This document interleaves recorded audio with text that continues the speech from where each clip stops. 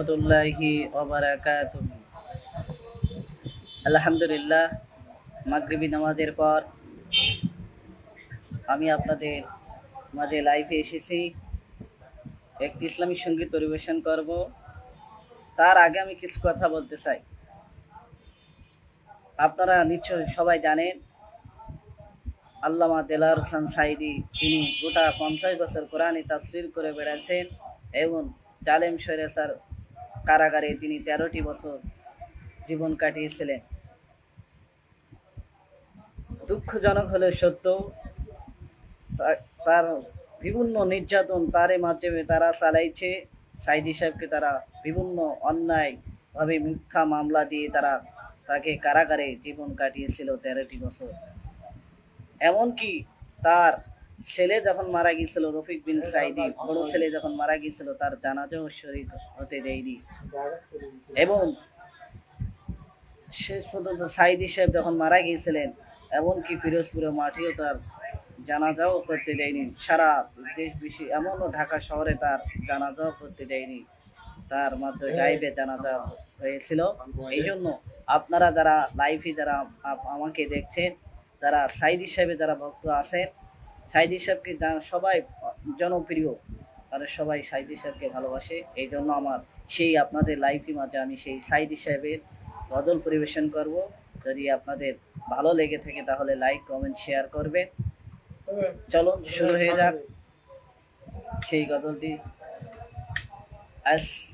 আল্লামা সাঈদী তুমি মরণি, শহীদ হয়েছ তুমি এটাই জানি। আল্লামা সাঈদী তুমি মরণি, শহীদ হয়েছ তুমি এটাই জানি। শহীদ হয়েছ তুমি এটাই জানি। কারাগারে কাটালে 13টি বছর, বাতিলকে ফেচে তোমায় দেখে থর থর। কারাগারে কাটালে 13টি বছর, বাতিল খেপেছে তোমায় দেখে থর থর। তুমি দিছিলে মোদের নয়ন মনি, শহীদ হয়েছ তুমি এটাই জানি। শহীদ হয়েছ তুমি এটাই জানি। আল্লামা সাঈদী তুমি মরণি, শহীদ হয়েছ তুমি এটাই জানি। শহীদ হয়েছ তুমি এটাই জানি। দেহ মাঝে যতদিন ছিল তব প্রাণ, বলেছিলে তুমি সেই প্রভুরি কালাম। দেহ মাঝে যতদিন ছিল তব প্রাণ, বলেছিলে তুমি সেই প্রভুরি কালাম।